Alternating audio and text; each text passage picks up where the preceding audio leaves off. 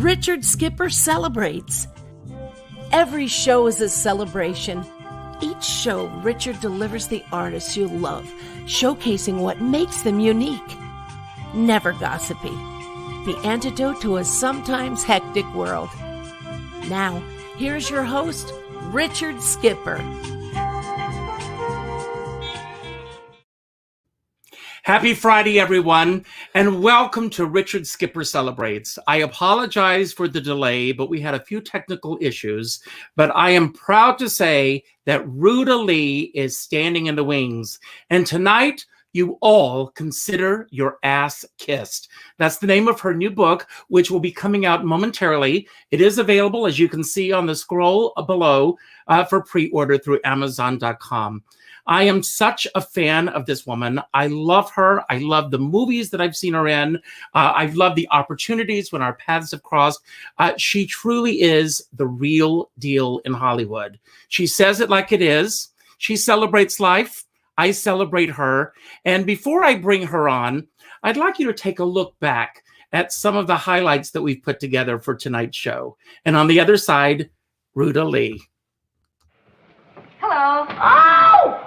Oh, it's Rona Lee, the movie star. Oh, just don't stand there. Let her in. Oh.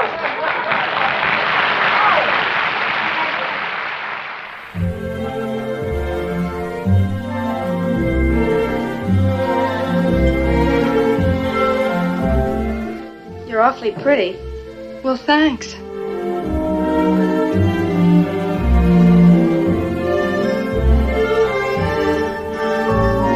I want to lie beside you and listen to your voice in the darkness.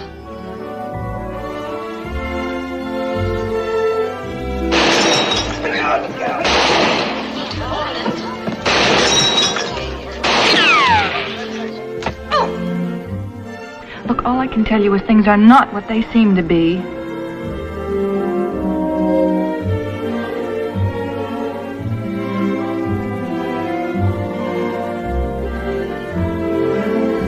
You're not his wife, never have been. You're years older than he is. We've been going together for months and we're going away. Then he was going to marry me.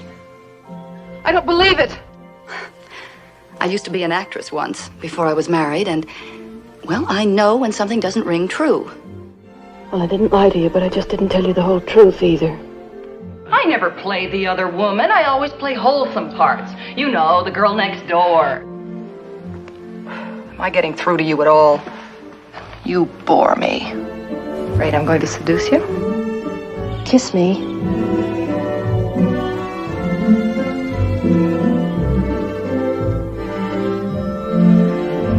Oh, please.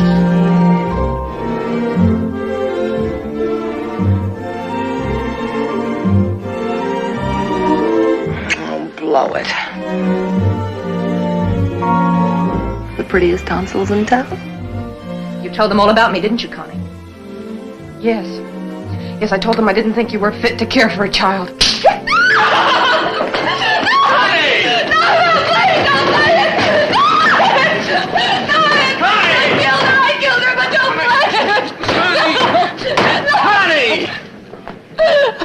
You must be crazy. Well, I just can't seem to do anything right. I am dynamite for too many people. Arrivederci, as we say in Texas.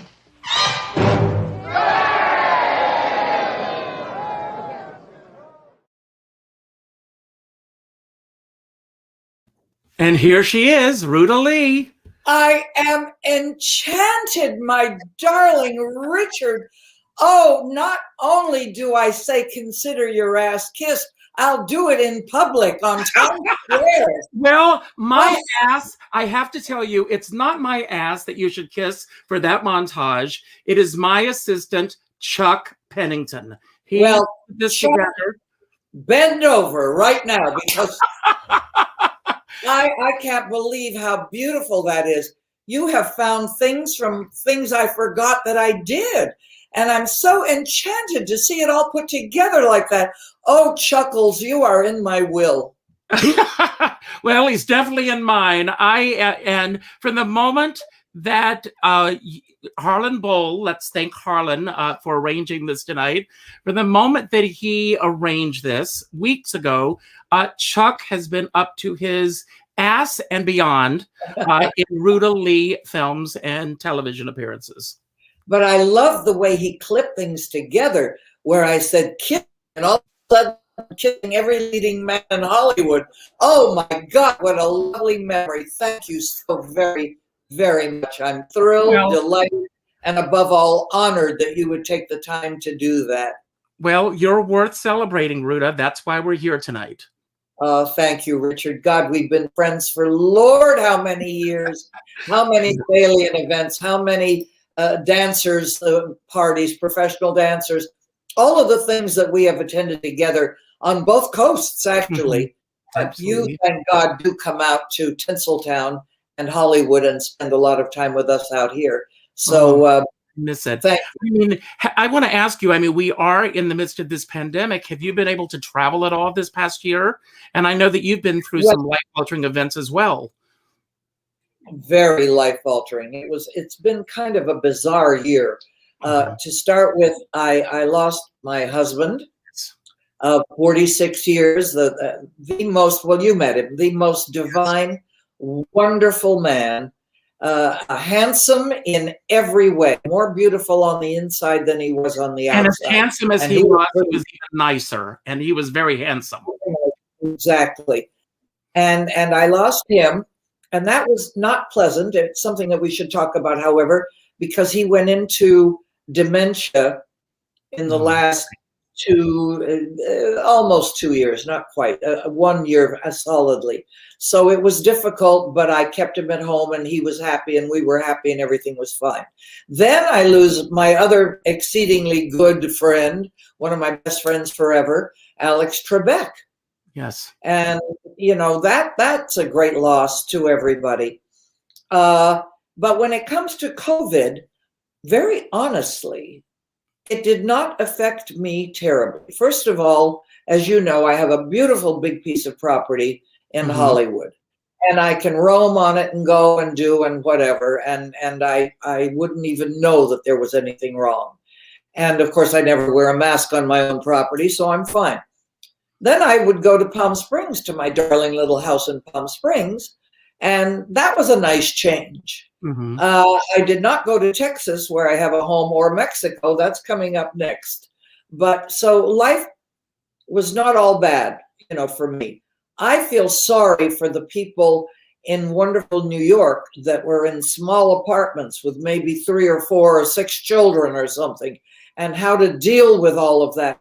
Oh my God, I felt so sorry for the parents, especially those who had English as a second language, that didn't know how to deal with the computers, as we had problems today dealing, how they dealt with their children getting educated. Oh, dear God, what have we deserved this for? You know, I keep saying maybe it's because we're forgetting God that this is happening. I don't know. You know something? I totally agree with you. I think that we are, you know, and it's great that we're having this discussion on Good Friday as we're going into Easter weekend with rebirth, renewal, and emerging from this, hopefully bigger, better, and brighter. I think of the past year, Ruta, as a pause, a chance for us to pause and think about those things that we had in our lives that are no longer here physically, such as going to the theater. I mean, for years, we take going to the theater for granted. Who would have thought that our Broadway theaters would be shut down for one full year? What are the signs now? What are you hearing? Is anybody, and I mean, I know they're talking about reopening here at the Pantages, and I keep saying, are they going to sell every other seat? Or what kind of distancing will there be? And hopefully that's over with once we're all inoculated. Well, let's hope so. But the unfortunate thing is the paradigm of the theater is based on sold out seats. And let's face it, most people have been out of work for a year. They can't afford to pay $300 to go see a Broadway show. So I don't know. I don't know what the answers are, but I'm hopeful. You mentioned the Pantages Theater, one of my favorite pictures here. Yes. of you and myself at the Pantages Theater at dear Carol Channing's 90th birthday party. Oh, how I miss Carol. You know, she was both. a resident of Palm Springs. And so we would see each other there more often than anywhere else, other than if I went into New York to see her.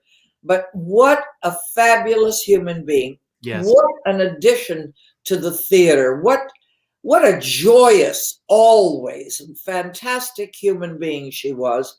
And I'm so glad that in the last years of her life, she hooked up again and married her high school sweetheart, Harry. And they lived happily ever after until the very bitter end. And it's bitter as far as I'm concerned, because as sweet as she was, it was a bitter pill to swallow when we lost that magical person from the theater. Absolutely. But I remember and you were there at the memorial for Carol, that Tyne Daly said, think of her as being in the next room.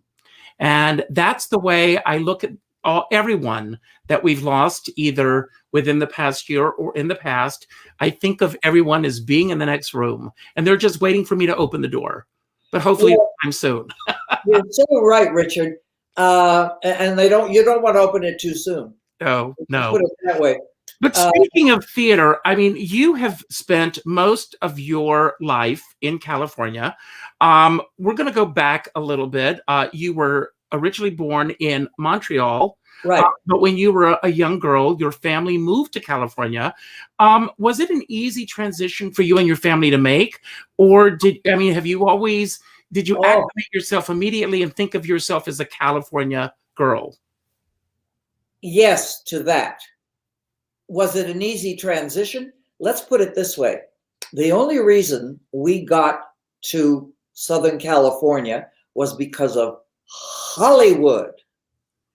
My mother, who should have thought about theater for me because Montreal was slightly closer to New York than Hollywood was to us, at least the Hollywood that made the movies, she always thought that I was Lithuania's answer to Shirley Temple. She didn't know anything about theater, but she saw the movies and she said, oh, my daughter can do that. You know, heavy Lithuanian accents, both my parents, honey.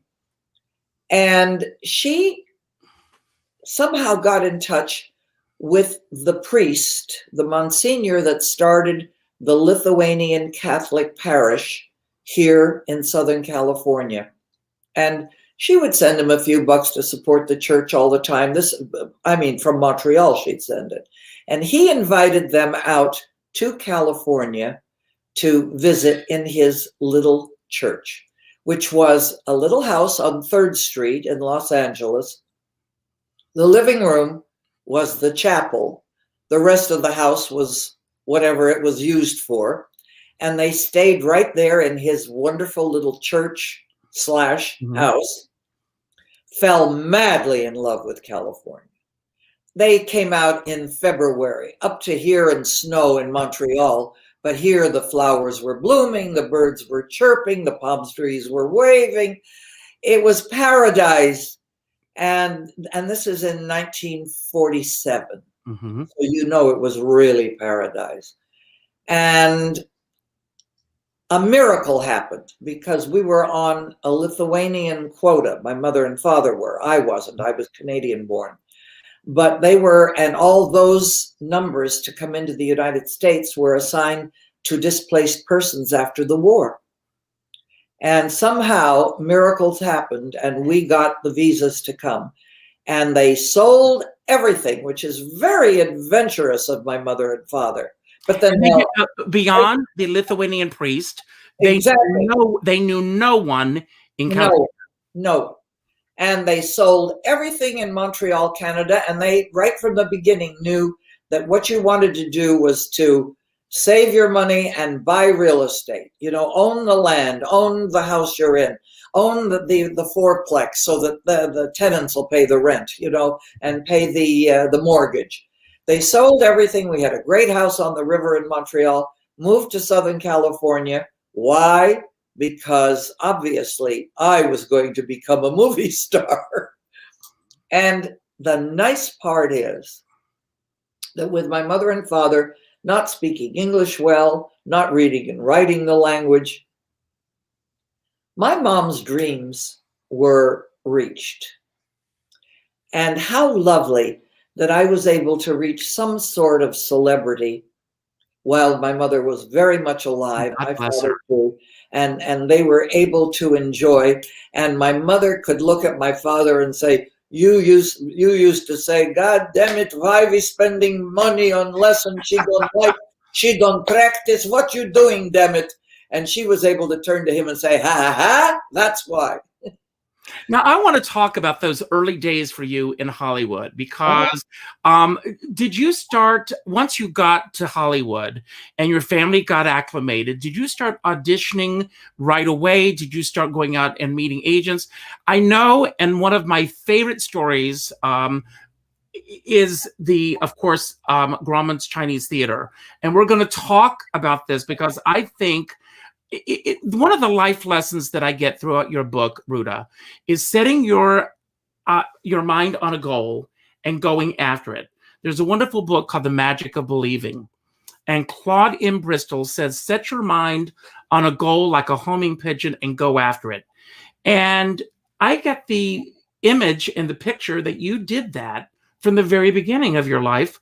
When you got your job, your first job, that is, at Grauman's Chinese Theater, were you already auditioning, or was this just your first foray of getting your foot in the door in Hollywood?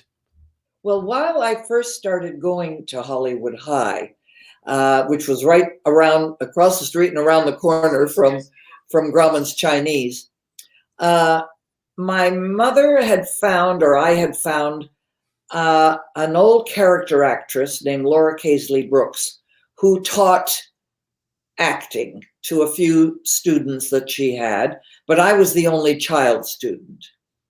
And so I took lessons from her, and she would put together little shows. She would take the Studio Club in Hollywood, the big theater room, and put together shows, scenes of her students doing scenes from plays or movies or whatever, for whoever she could muster, casting agents, publicists, whoever she could, commandeer to come in.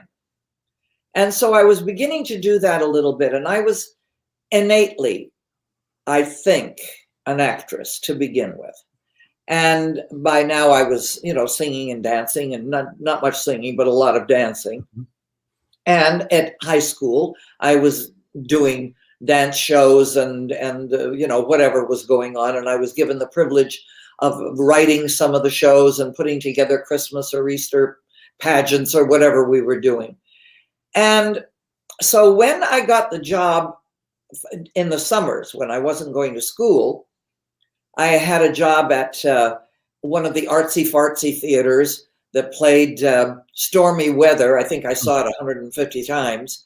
And little did I know that fabulous Lena Horne would later in life become a friend.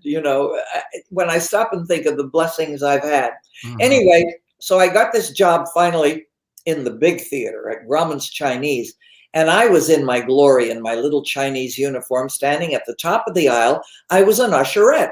And for those of you people out there that don't remember usherettes, you're very young, because we stood there and saw people down to seats and wherever they wanted to sit or had to sit or whatever.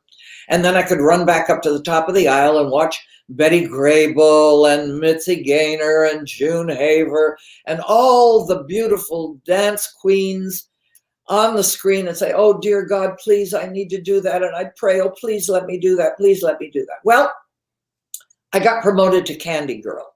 Now, I have to stress that in math, I always failed. I mean, I failed math and was held back a year in Catholic school in Montreal because I missed by 3 points. Anyway, math was never my long suit. However, in those days, everything at the candy counter was 10 cents, 15 cents, 30 cents, 50 cents. I could deal with those numbers. Then one night, and of course, while I'm there, I could just slide over to the top of the aisle and watch the movies again. One night, the cashier in the box office got sick. And I got promoted to cashier. And I said, oh, God, what am I going to do? And they said, no problem, the manager said. You say tickets, 2 tickets at $1.98 twice, and then punch in the amount of money they give you, a $5 bill or a $10 bill, and it'll give you the right change. Well, clearly, the machine didn't know what it was doing because it gave out too much change. And we were $40 short. And I got fired. And in tears, I said, I didn't steal the money. You made me do a job I don't know, and I can't help it, blah, blah, blah. I got fired, and I said, and someday I'll be back, and maybe my hand and footprints will be here in the cement. Well, Richard. That's why I'm laughing. I know the punchline. Isn't it heaven? Where is my star on the Hollywood Walk of Fame? But right in front of the friggin' box office. In front of the box office, the Grauman's Chinese Theater. Now, I have to ask you, when that happened, when you got your star there, and there was that gorgeous picture of you all in pink, lying on your star, did you choose where the star was going to be, or was that just happenstance? Absolute blessing from the Almighty. Sheer serendipity.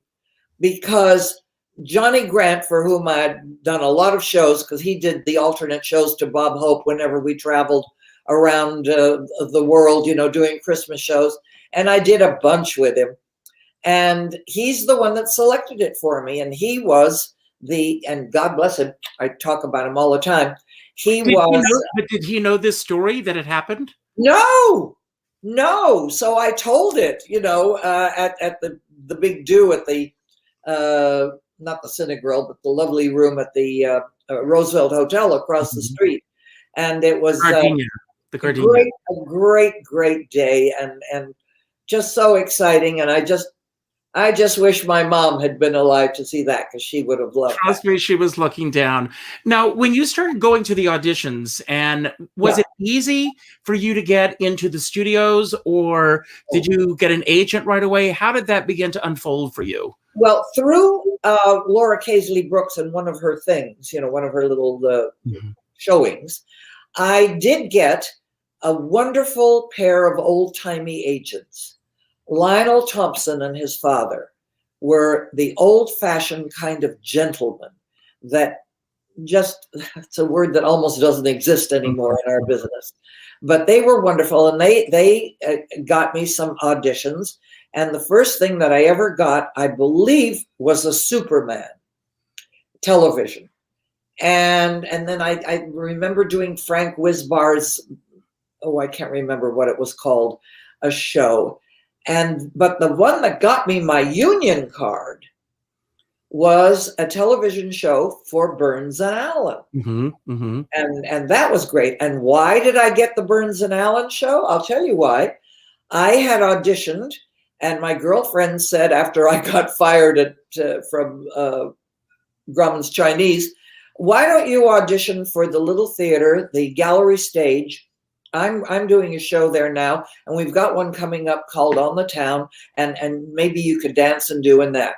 And I said, well, I auditioned for it. I got the job, job, hard work and no pay, the usual routine. But you're willing to do anything to be seen.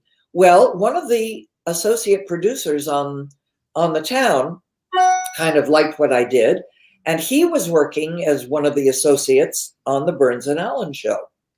And he had me come in, and I don't know, I can't remember if I read or I didn't read, but I got the job, and I appeared several times. And the Burns, Mr. and Mrs. Burns, Gracie and George, kind of took me a little bit under wing, and not that they pushed me in any way, but they would have me come over to the house if they were having a party, and kind of let me mingle with some of the hoi polloi, and they were sweet. And at the Thalians, he used to come every year for quite a few years and sit at my table. And, he'd smoke his cigar and sort of grunt, say, good girl. Yeah, you did a good job. Good job. Good job, Rootsy Tootsie. Good job. So that was my beginning. Then, of course. Now, but before we move on, you got your union card with this show. And I know that your first big break as far as movies are concerned was Seven Brides for Seven Brothers. In the credits for the film, you were still listed with your birth name. And I'm just wondering, when you got your union card, were you still going by Clemonis, or did you get the name Lee? And how did Lee come about for you? Okay, Lee came about, that's very interesting, because I got my union card, but it must have been under Clemonis, and I must have changed it, because Lee came about because I went and auditioned. My darling agent, Lionel Thompson, got me an audition at MGM for Seven Brides. And I was up with my high school teacher in the mountains at a dance symposium. And I remember driving down, and obviously I was over 16 because I had a driver's license. Mm-hmm. But I drove down, picked up my mother. I went in for the audition to casting. And she went in to the church across the street and dropped down on her hands and knees and prayed. And I went in and auditioned for Michael Kidd. I mean, the glorious Michael Kidd. And he had me do a little ballet stuff. Then he had me do a little jazz. And then he said, can you do something folksy? And I said, well, hell yes. I've got a Lithuanian polka right in my ankles and in my knees and in my heart. And I polka'd up a storm. Well, I got the job, and I don't know whether it's because of my mother's prayers or my dancing. But the point is, combination of the two. The most glorious. It was almost a year when you stop and think about it, in production and rehearsal and shooting and everything else. And it was the most glorious year of my life. And whenever I'm asked what's my favorite movie, I have to say my very first, Seven Brides for Seven Brothers. And now, yesterday was wonderful Jane Powell's birthday, as well as Debbie Reynolds. We're going to get to her in a few moments. Yes. The work that you did with and are still doing with the Thalians. But when you, I know from interviews that I've heard with Jane Powell, that Louis B. Mayer was out, Dory Sherry was in. There were a lot of changes that were happening at MGM at that time. Were you aware of the major changes that were happening at the studio? Absolutely not. Absolutely not. I was too young and too stupid to know how blessed I was or what was going on around me. To me, everybody was a king at the studio, so I didn't know who the powers were or who was signing my check. So it didn't matter. But the one thing that I do have to mention here, Richard, is that my name change came about when you have to realize Seven Brides was a sleeper. They had no idea what a movie this would become. Stanley Donen is a friggin' genius. That's, he was wonderful. Anyway, the big money all went into Brigadoon, which was Gene Kelly, Van Johnson, Sid Charisse. And, huge money went into that. Nothing went into ours. They didn't have big names and everything in this other than Howard and Janie. So when they realized that they really had something going here, the PR department came to all of the brides and said, we're going to divvy you all up and give you all a section of the country, and you're going to go out and do everything you can to make space in headlines to publicize this picture.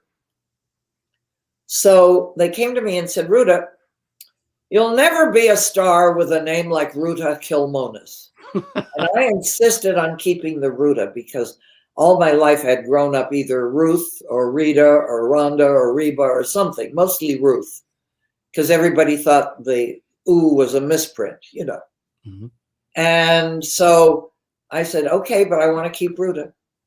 He said, okay, let's kick around a bunch of names. And nobody could come up with anything that went with Ruta. And then somebody said, well, what about Ruta Lee? Well, Richard, the diminutive of Ruta in Lithuanian in Polish and German and Czechoslovakian and Yiddish is Ruta Lee. Ruta Lee. It's the sweet way of saying, instead of Ruthie, it's Ruta Lee. And so I said, okay, so that's how Ruta Lee was born. And I went out all over my western end of the United States from the Divide West. And then they gave me all of Canada to do because that's where I was from. And it was Ruta Lee leaning on cactus. It was Ruta Lee smoking cigars with the farmers. It was Ruta Lee packing hay. It was Ruta Lee standing in a rainstorm in an umbrella in Salt Lake City. Anything that would make headlines, And at the Egyptian, and the movie comes out, and I look at the screen and I gasp, and it says Ruta Kilmonis. Now all those people in Colorado are saying, "Who the hell was that girl that said she was in the movie?" There's no denying that you're in that movie. Talk about hard work. Oh yeah, it was hard work. And Richard, stop and think. Some of the best dancers in America were in that movie. And I stop and think of the two girls from New York, Betty Carr and Norma Doggett, who just lost her. Away. Yes. I mean, as a matter of fact, I want to give a shout out. John Safakis from Dance 40 is here, and he says hello, and they miss you, as we all do here in New York. But shortly after that, speaking of dancing, you are working on Funny Face with Fred Astaire and Audrey Hepburn and Kay Thompson. And Kay Thompson. And the choreographer was Eugene Loring. And I had gone to Eugene Loring's classes for God knows how long when I thought I was a dancer, And I learned so much in these movies. I learned that you really don't have to be an ace in whatever you're doing. You just have to sell it like you are. And I think that's the magic that anybody in show business has on stage or on screen or whatever, mostly on stage, however, that if you sell it like you owned it and it's the most wonderful thing that ever happened to you, that's what comes across and I think makes for big hits and big stars on Broadway or on film or anywhere. Now, Ruta, I always say with my shows that I'm always about celebrating a person's body of worth as opposed to a body of work. And I look at your career. You talk about this montage at the beginning of our show tonight, but it's there. The body of work is there. The body of worth is there. It seems to us, the spectators, as if you were always working. And I know that you had a reputation of knowing what you were doing, showing up, and getting the job done. Did the work start coming rapidly to you, or did you have to work hard to find those jobs? Obviously, you've mentioned earlier that how lucky you've been that the people that you got to know and work with throughout your career, but I also say how lucky they were to work with you.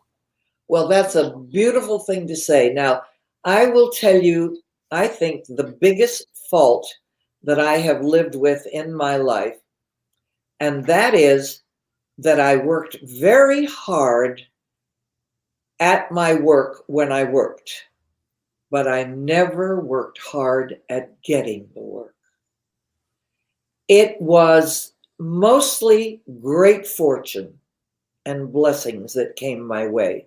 I did not go knock on doors or casting directors' windows or directors. I didn't beg for anything. There's a fault there. I was never hungry. I sometimes think you have to be hungry. It makes you a little stronger in your reach for the stars. But I always had a home and food and a car and I lived well.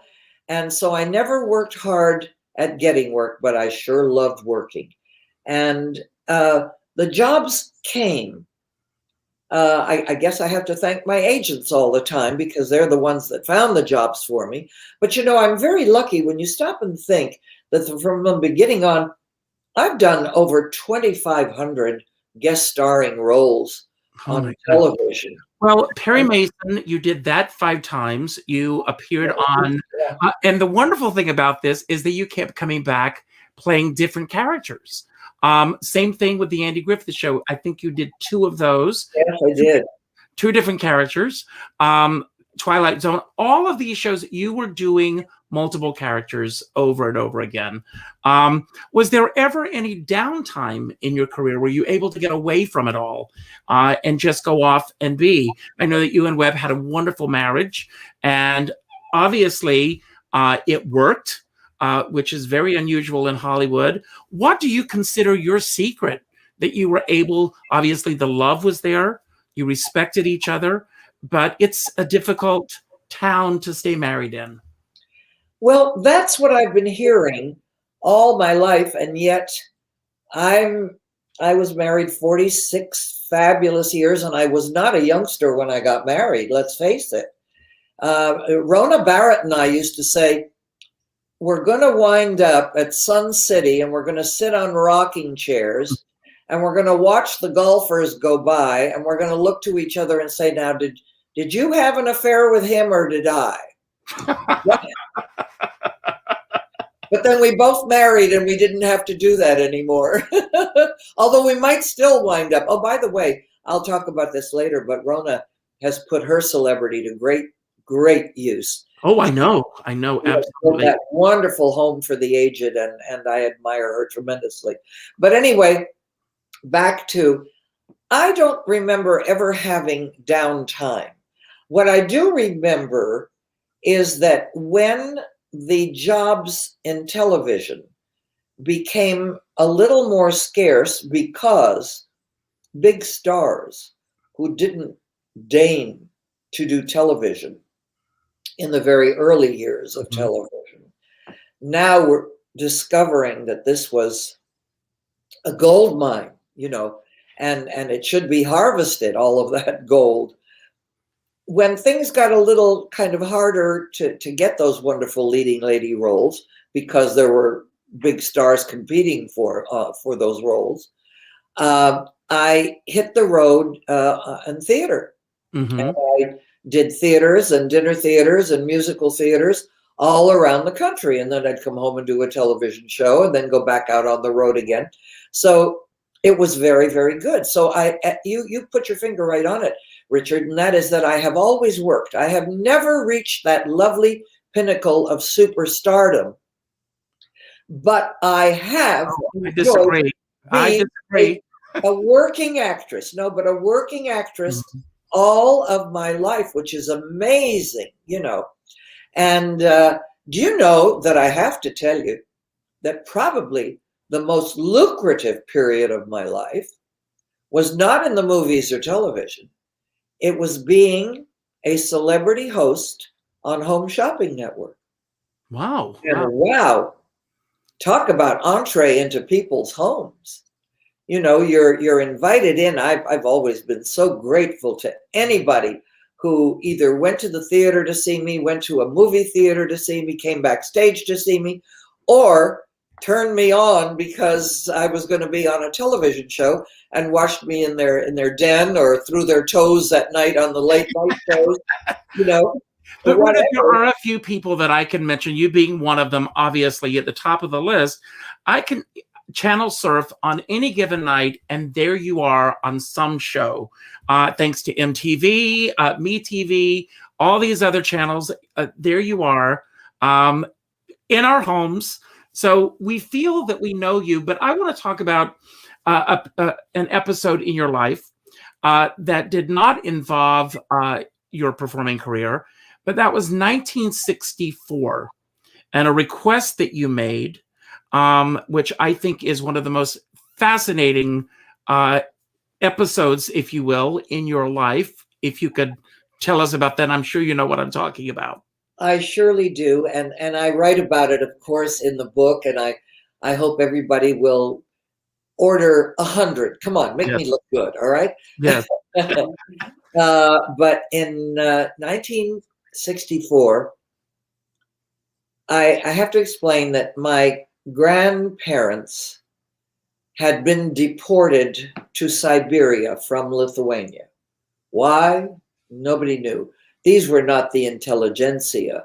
These were not the artistic cognoscenti. These were just little farm folk, you know, and they were considered maybe wealthy because they owned a cow. That would be, you know, their claim to fame. And they got shipped off to Siberia. My grandfather died en route to Siberia. The cattle car that they were being deported on, the men huddled the women together inside, and his legs were frozen. And at one of the stops, when they took off his boots, the flesh came off with them. Mm. And my grandmother, he died there. My grandmother continued, she didn't know, continued on to some further reach of Siberia. And my mother found them, located them through the Red Cross. Thank God for them. And we started communicating. Now, you have to understand that everything that went in and out of the Soviet Union was censored, censored, censored, censored. And she started to communicate, and we could then, in those days, send packages, 40 pounds. It could be a pound of lard, a pound of bacon, a pound of coffee, a pound of sugar, a pound of flour, whatever, and old clothes. Mm-hmm. And my mother used to pack up all the stuff and send it to her, and they survived on this, you know. And my mother, being the kind of lady she was, would take $10 bills, $100 bills, $1 bills, and roll them into tiny, tiny, tiny little rolls and sew them into the seams of the clothes. And then she'd send a letter saying, Grandma, shoulder pads maybe aren't in style, you know, and somehow try to get the message out that they should take them out and find whatever. And so the money that got through helped them a great deal. They were finally permitted to go back to Lithuania, either stay on in Siberia in what they had built or go back to to Lithuania. My family all chose, after they found each other, to go back to Lithuania. And my grandmother was living with an aunt up in a small town in a dirt floor hut. And the letter came saying that she wanted to thank us so very much for all the things we had sent and the clothes for her to be laid out in. She was going to die, and she wanted to thank us. And my mother was in a spate of tears when I came home from work that day. And I joined my mother in the tears and went out with friends that night and thought, damn, damn, damn. Here I am, one remaining grandparent, my grandmother, and I'll never get to meet her because she could be dead for all I know by the time this letter arrived. And the more wine my friends poured for me at dinner, the more obvious it became that I should pick up the phone and call Khrushchev. And in a slightly drunken stupor, I started making the calls. I want to talk to Nikita Khrushchev, the Kremlin, Moscow, USSR. And that bitch operator said, how do you spell Khrushchev? Long story short, and remember this, Richard, that in those days, you could do person-to-person calls, which cost you twice as much if you got through. But if you didn't get your party, you didn't pay anything. So I made a person-to-person call. All right, so many calls back and forth with the Russian operator. Mr. Khrushchev, no in office, call tomorrow. Mr. Khrushchev, not available. Blah, blah, blah. Finally, on one of the calls, she said, Mr. Khrushchev no speak it English. You speak Vorisho, his interpreter. I said, holy mackerel, I remembered that was the very attractive young man that traveled with him when he was here banging his shoe on the podium. Yes. And my father would laugh because he was fluent in Russian and say, that's not what Khrushchev said. Khrushchev said very rude things. And he made it palatable to our American ears, you know. And so I said, yes, I'll speak to him. And he got on. He said, Miss Lee, we know all about you here in the Soviet Union. What can I do for you? I'm very happy to talk to you. And I said, I'll tell you what I'd like to do. I want to come to Lithuania. Now, in those satellite countries like Latvia, Estonia, Lithuania, Poland, Czechoslovakia, all those countries, you couldn't get into them as an American unless you were a very high party member, Communist Party member. Mm-hmm. And so I said, I want to come to Lithuania. I don't know if my grandmother is alive or dead. And what's more, I want to bring my parents. And I had been told by the State Department, don't take your parents because they could be detained there as primary citizens of the Soviet. Not you, Ruta, because you were born here. Okay, so I thought, we'll see.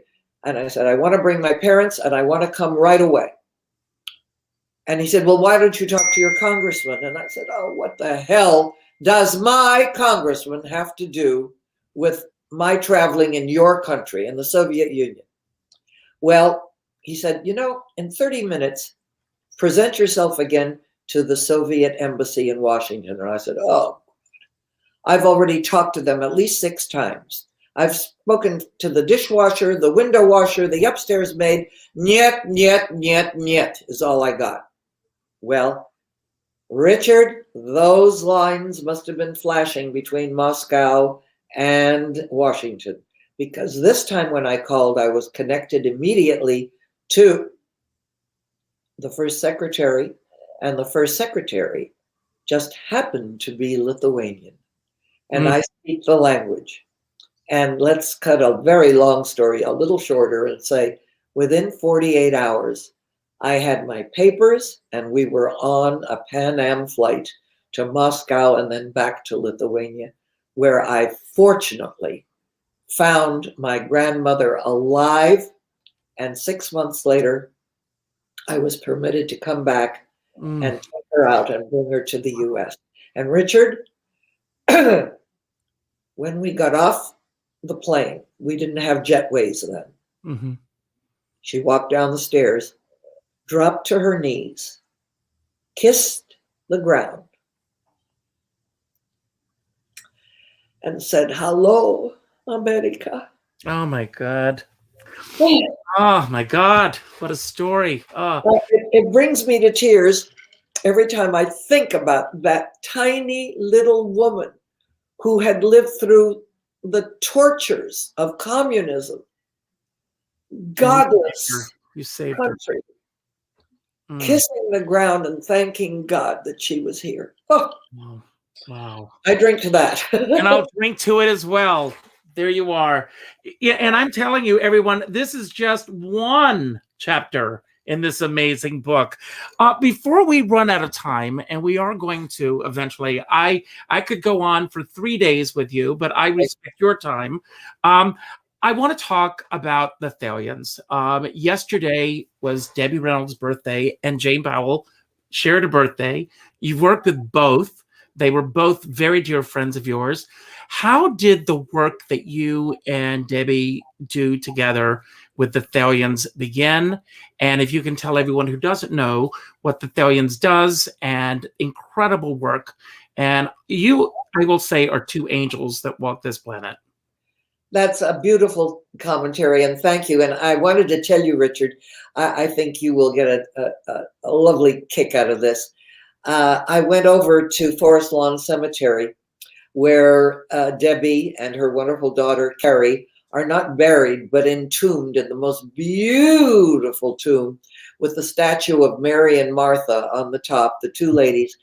And her right and left hand, Margie Duncan, who ran the studio for her and is her longest term friend, and Donald Light, who lived with her and assisted her in every way. We went over and had a little bit of a picnic and had the best time and had a glass of wine and raised it to Debbie. And, she loved her wine.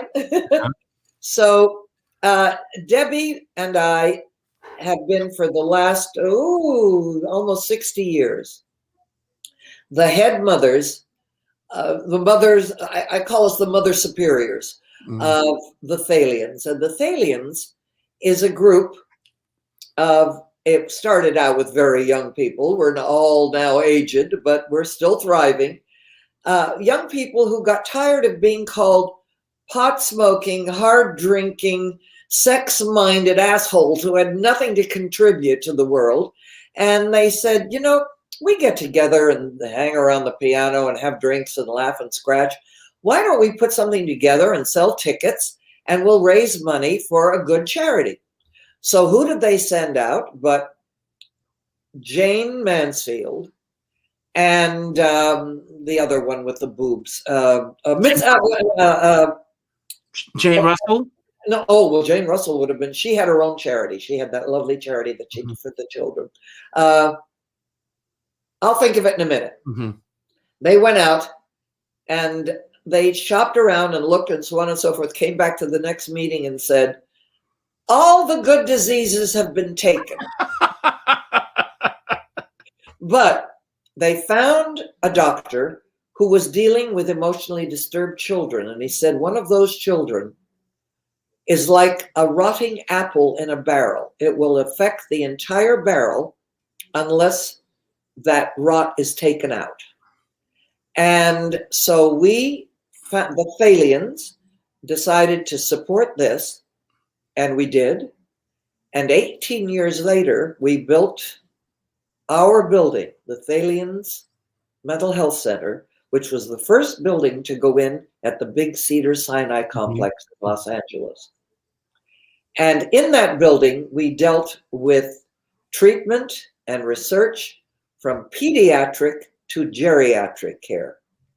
And it was an amazing thing. Then, many, many, many years later, and of course, you know how we did our fundraising. Yes. We honored somebody spectacular that dazzled us, not only in their performances on the screen or stage, but who dazzled us with their philanthropic performance as well. And we honored everybody from Frank Sinatra, through Whoopi Goldberg, through Sally Field, through Lucille Ball, everybody in Hollywood, you know, all the best. And well, in fact, Carol Channing was one of our honorees. Absolutely. And it was just amazing. And that's how we did it every year. Big, huge, glamorous shows. And all the stars worked for nothing. And everybody worked for nothing except the union that had to get scale, you know. But I mean, the musicians union. Anyway, we then decided that and you know, you have to talk about it. It was Hollywood for mental health. We were shining a Hollywood Klieg spotlight on the black hole that is known as mental illness. Hopefully, and it still is to a lot of people. It's trying to bring it into the light of healing. You know, you're right. It's the closet disease. Nobody wants to talk about it. And so we discovered after many years that our beautiful young men and women, those people in the military, were coming home from our wars and falling through the cracks when it came to not just health, but mental health. And so we teamed up with UCLA and their Operation Mend. And Operation Mend heals the broken, fractured, destroyed bodies of these beautiful young people, whereas we Thalians concentrate on healing the broken mind and the broken spirit, which also leads to a broken heart. So I thank anybody, and I beg all of your wonderful viewers and listeners, not only to buy my book, but to, if you have a few extra bucks, and of course we all have things to look forward to, but Americans are the most generous people on the face of this earth. And if you have a few dollars that you can spare, send it to the Thalians. You can go to the Thalians, THALIANS.org, and you can read about us and our history and where we've been and what we're doing. Amazing history. An amazing history is right. And we would be very happy to put your dollars to good use for our veterans, whether it's $5, whether it's $50, whether it's 50,000. Lord knows we can use it, and God will smile on you for it. That's all I can say. Well, he smiled on me tonight by allowing you and me to be here together. I want to ask you one last question before we begin to wrap it up, because we are at the end of your book is incredible, and I'm going to talk a little bit about that in a moment. But when did you know that it was time to release it, that it was ready for the publisher? It was time for them to, because it's giving birth. It's really saying, this is my life. This is my story. When did you know that it was time to let go? I don't think I ever really knew it. I just know that a very dear friend of mine from Texas, who is a PR maven there, Barry Rogers, used to say to me when I'd come in to do my shows at Casa Mañana or wherever, you know, Ruta, you always have such great stories to tell. You should share these with people. You know, you really need to write this. Yeah. I've been thinking about it for 10 years, you know, and I can't quite get my ass into a chair to do it. And he said, you know what? I'll come out and I'll tape record everything you have to talk about. So he did. And God bless him. He came out on his own dime and tape recorded every word. Of course, that meant that he got every bark, every telephone call, every burp, every fart, everything that got recorded. And he transcribed it all. That's you can wonderful. imagine what the first edits were and trying to piece it all together. And of course, my assistant Judy helped a lot on all of this. But I have to tell you, my darling Harlan Ball, that is a very good friend to all of us. And I thank him.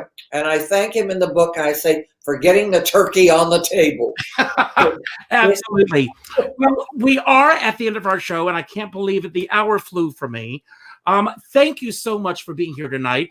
Before you go, thank everybody for being here tonight. If you enjoyed this show, and I hope you did, whatever platform you're either watching this on or listening to this on, please leave a review, leave a rating, let people know about the show, because that's how our audience grows. I also want to let everyone know, if you're around tomorrow afternoon, I'm doing a very special show with my dear friend Celeste Simone. We're turning the tables. She's interviewing me tomorrow. And this will happen. And this will be at 3:00 tomorrow afternoon. So if you have questions, send them in. We'll answer that. I always end every show by telling everyone to go out and do something nice for somebody else without expecting anything in return. Now, this is what I'd like you to do. I'd like you to go to Amazon.com. The name of the book is Consider Your Ass Kissed. I want you to order 2 copies of the book. Keep one for yourself. Then go to your Facebook friends list. And the second name that pops up, send that person a copy of the book. And then tell them to do the same thing, and so on, and so on, and so on. And we will make sure that at least 200, 300, 400, 500 books are sold through this platform. These stories need to be heard. They need to be told. And Ruta, I want to give you the final word. Anything that you want to say to build upon anything that we spoke about tonight, this is the chance to do so. If there's anything that we didn't talk about that you wish we had, this is your chance. Or just any message that you want to put out to everyone who's watching now. And again, I want to thank you for the gifts that you've given to the world and that you will continue to give. I love you. Thank you. I love you, and I am very, very grateful to have you as a friend, Richard. And the one thing that I would say is the credo that I live by, that Debbie lived by, that Carol lived by, that everybody that I know and love in our industry lives by, is you don't just pay it back. You need to pay it forward. Either direction is okay, but just do something for somebody who can't do it for themselves. It's most rewarding. And it's just amazing how, if nothing more than bringing a smile to the face of somebody on the same elevator or in the same restaurant or at the doctor's office or just standing on the street, just commenting on they look good, they're cute, their hair is wonderful, whatever. Bring a smile to every face that you run into every day, and your life will be that much more beautiful too. I thank you for your patience. I thank you for your interest. I thank you for your love, my darling Richard. Consider your ass kissed. And before the night's over, I'm sending a kiss to Judy Diamond as well. Judy, I love you. Thank you. Goodbye.